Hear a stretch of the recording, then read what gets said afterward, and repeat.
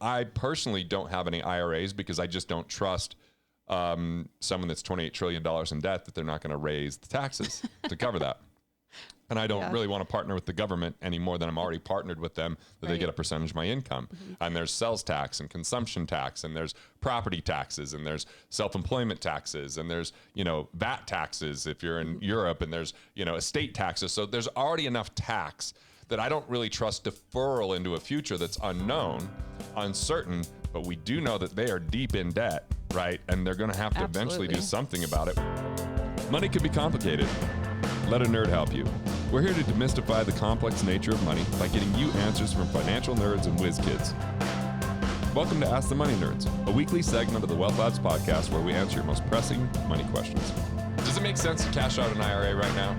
Well, when does it make sense to fund your own bank when cash flow is unpredictable? That's another question to consider. What's going to happen to the value of your cash with, adding money to computer screens right now, digital wallets coming out, cryptocurrency gaining momentum again? So if you do cash out a retirement plan, what are your options? And where else might you allocate your money? There's a lot that we can go into here, Stolba. It's good to see you. Yeah, how you doing? Good to be back. It's always good to be here with you answering the I just got questions. COVID tested today. I'm clear. Okay, good. But you hear it in the voice. And I decided to work out today regardless of not feeling well. That was silly. Mm-hmm. Well, silly, working out at Stolba. altitude is a little bit more challenging. It was. I'm not going to lie. You know I'm still what? lightheaded. Hopefully you don't pass out on this episode. Yeah, that would suck. Stay tuned, people. There could be something interesting that happens a little bit later. You know what I was realizing when I was working out the other day? Since you mentioned working out this morning, I decided recently that I would continue working out even if my body didn't transform. Nice. And that's not always the case. I feel like sometimes I'm like, I'm not doing this unless I see the results, but I just feel better. Like emotionally, I feel stronger. So it's just like, that was a new what am I trying to say? Revelation, yes. It was a new revelation for me. Like I would do this no matter what. So I learned these 5 Tibetan stretches that Ben Greenfield taught me. So I've been doing those most mornings. Okay. And I've been working out less hard for the last couple months. And I'm now at my ideal weight. And I've been eating in moderation, but whatever I want. If I feel like eating a cookie, I've had a cookie. I used to be like, no gluten, no dairy, all this kind of stuff. My body still doesn't love the dairy thing. I've been off of it for too long.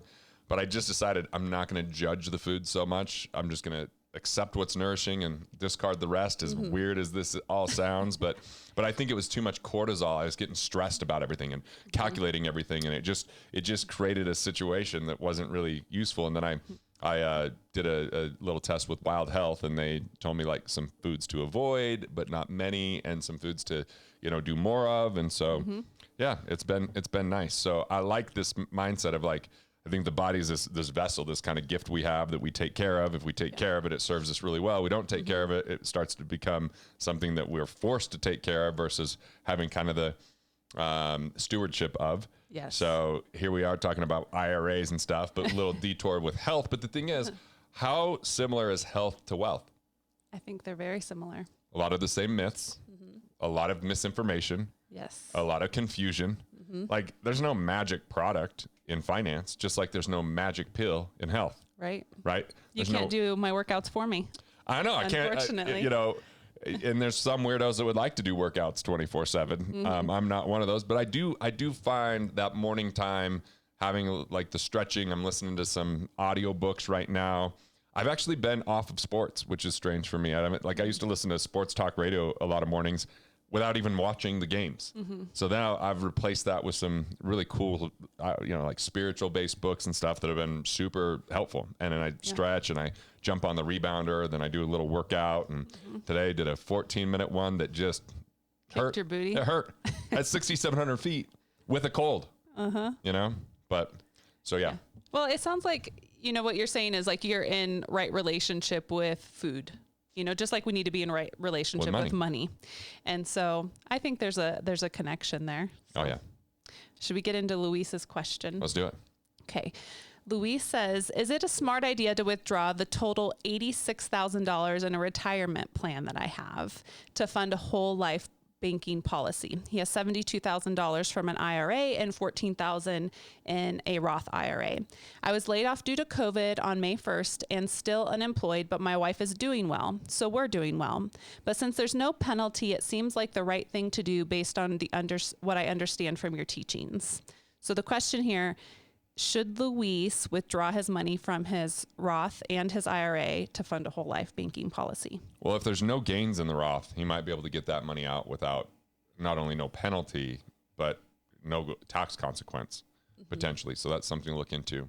The actual traditional IRA that's pre-tax and it's tax deferred, even though there might not be a penalty due to the COVID rules, there's still going to be tax. And so with no income coming in from him, I want people to be really careful about committing to a monthly amount going to cash flow banking. So cash flow banking, for those that haven't watched the videos, is an overfunded cash value policy where you use something called PUA, paid up additions, where you're putting money in and it's being deposited with the least amount of commission on that. And it gets dividends if it typically dividends above the guaranteed interest rate. And once those are paid, they are guaranteed and they're available. And so you could use that for other investments that maybe come up or paying off high interest rate loans. I mean, those kind of things. And even though there's tax advantages, you don't have the restrictions that you have with IRAs. The problem is this isn't really a clean cut. You can't just roll it over with no tax into this plan because it's one type of asset, which is a government qualified plan to a private contract. And so, for example, if you had a piece of real estate that you were selling, Stolba, you could roll it over to another like-kind exchange piece of real estate, right? There's 1031s and 1035s. One refers to real estate. The other one refers to insurance. So you can go from insurance contract to insurance contract without having to pay tax on your gains. It just rolls into the other thing. But if you're going from a non-similar asset, kind of apples to oranges here, there would be taxation, even though there's no penalty. And if you funded all of that into a policy up front, you might have what's called a MEC, a modified endowment contract, which actually limits a lot of your tax advantages. So it isn't really clean to be like, oh, I'm just going to put this from this IRA over to this cash flow banking overfunded whole life policy, because that policy is probably still going to have premium payments due unless you do have paid up in the first year. And then all of a sudden you lose some of the tax benefits and it's not that much of a tax difference than the IRA at that point. So there's some things to weigh out.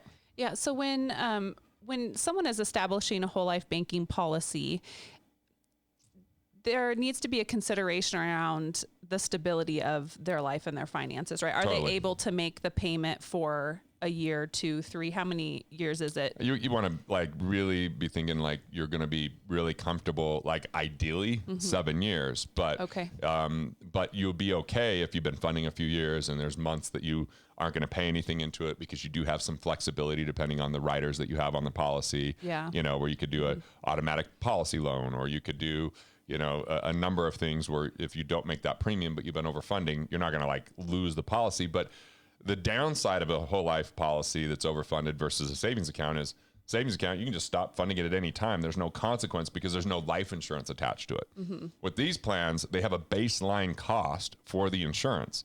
And yeah, when it's designed properly, you might be at break even at 4 or 5 years, and then you're going to be way ahead of a savings account at 10 years and 15 years and 20 years, and you have access to the cash along the way, but you kind of have that commitment. And so I used to say, well, if you could commit to 2 years, it's suffice, but that's still a little bit risky. I like a little bit longer. Okay. Good question. And with his wife, it sounds like his wife is doing well, therefore they're doing well, like he said. But when looking at a whole life banking policy, or I guess not whole life banking policy, but the IRAs and the Roth IRAs, like pulling that out, it might be a good idea if income is lower than it has been for them in the past, right? Because that might be a lower tax. Good tax point. bracket. Okay. So that might be something to consider, even if you're doing well, if you're not making as much money as in years past. Because you have marginal brackets, right? So marginal bracket is the first X amount of money that you make in a year. Let's say I'm just generalizing, is 20 grand is only going to be taxed at 10%. But then from 20 grand to 50 grand, it's taxed at 15%. And so what happens is you have lower tax brackets if you have lower income. But as you make more income, they don't raise all of your income to the higher tax bracket, only the later dollars. So you have to see, if you cash this out, is it going to change your marginal tax rate? Yeah. What tax rate will there be on that cash out? So that's a really good point. And the other question I would really have is, what is going on inside of the investments inside of the IRA? We know they're probably not cash flowing because most of these are accumulation based and waiting for retirement age or 30 years, whichever one's longer, I guess, or, and then the second piece is with no cash flow, what is the risk management to this? I mean, we've had very volatile markets. It's gone down, it's come back up, and we have a high unemployment. We have a lot of money that's being added to the economy. It's a very chaotic time from a financial standpoint, especially for investing in things we don't know. So I like to say, how do you create downside protection? How can you focus on creating cash flow from it? Secondarily, and do you have enough liquidity? Like, it's important that you have at least 3 months of living expenses set aside before you move from a term policy to an overfunded whole life. And then when you have that, you can start filtering that into the cash value that's above that. Now, ideally, I'd love to see people with 2 years of savings set aside in cash value to cover expenses if something, crazy happened, like COVID was, is pretty crazy. And, we're dealing with a pandemic. So having that kind of staying power is super helpful. I personally don't have any IRAs because I just don't trust someone that's $28 trillion in debt that they're not going to raise the taxes to cover that. And I don't really want to partner with the government any more than I'm already partnered with them, that they get a percentage of my income.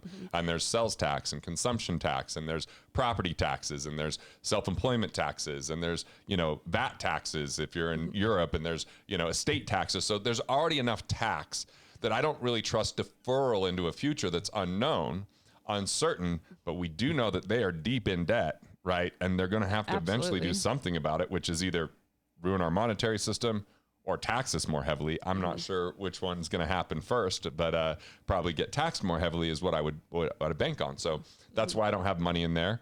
I did have money in those plans back in the day, and I just took the 10% penalty, cashed it out. That was my preference.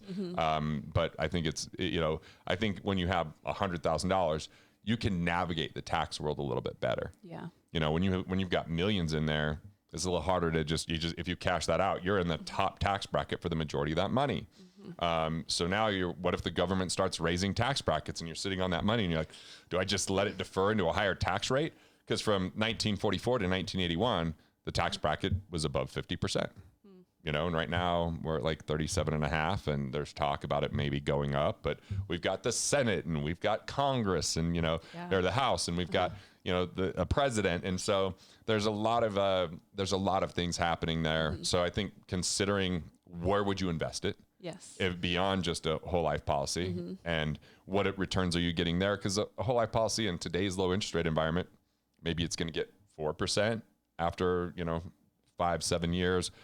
Maybe it gets, my highest one was like 6.17%, but that's without having to worry about taxes. That's net of all the fees that are involved with the life insurance. So I look at that as a great place to store my money. Yeah. And then I look to capitalize with that money when opportunities are there. And there's going to be a lot of opportunities. Yes. Yeah. We have some other videos where you've talked about that with Walker. And so maybe we can link to those about seizing new opportunities when you are sitting in cash. But I think it's really important to consider liquidity in times like this. And so that was a good reminder there. I remember the first time I heard the word liquidity, Stolba. I was 19. I didn't know what the hell they were talking about. They're selling me some, variable universal life insurance product talking about liquidity. And I was like, liquidity? Like 19, I didn't even know what that was. Now I'm obviously very intimately familiar with liquidity, especially when I didn't have it in 2008. You become very familiar with what it is. Yes.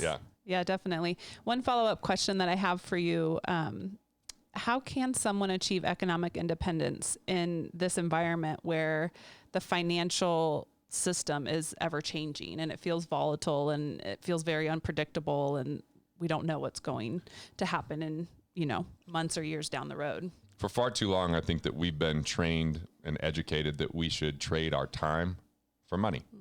Right? You hear the statement, time is money. Yes. I don't really believe that. I mean, sure, if you're trading your time for money, okay, you can say that time is money, but I look at it like value creation is the cornerstone of how you make money. Sure, some people get it through luck.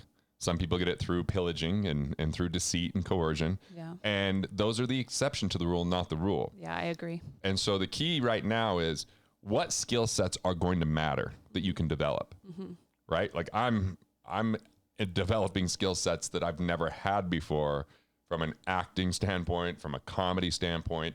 And I'm investing in mentors and co-creators and people to support me there because I see that as my future. Now, it doesn't have immediate payoff, but when we create a vision that's compelling enough that we want to work on it every day, you start to win the game. When you understand the value that you can provide in the world in a consistent way with who you are, and then you find the career or you build a path that works in that, if that career doesn't exist through a business or partnering with someone that's good at business, like this is what we have to look at is the skill sets that matter. Skill sets like emotional intelligence and connection with people. And the one I'm working on, listening. You know, the old comments on YouTube is like, does Garrett ever shut up and let his guests talk? So I'm working on it, you know. You are, yes. But this is the thing. It's time to invest in ourselves. It's time to if we're going to gamble, don't gamble on other things and people that we don't know and understand. It's time to gamble a little bit on our skill sets because you have something that you develop that you can continue to utilize or grow from instead of just saying, oh, I'm going to put everything in Bitcoin or, oh, I'm just going to, you know, there's this real estate thing that's going on. I'm just going to throw my money because this person's really smart versus really understanding what you're investing in. Right. Right? Yeah, when you put a bet on yourself, when you invest in yourself through courses and skill sets like you mentioned, that is never lost. The return on investment is always exponential.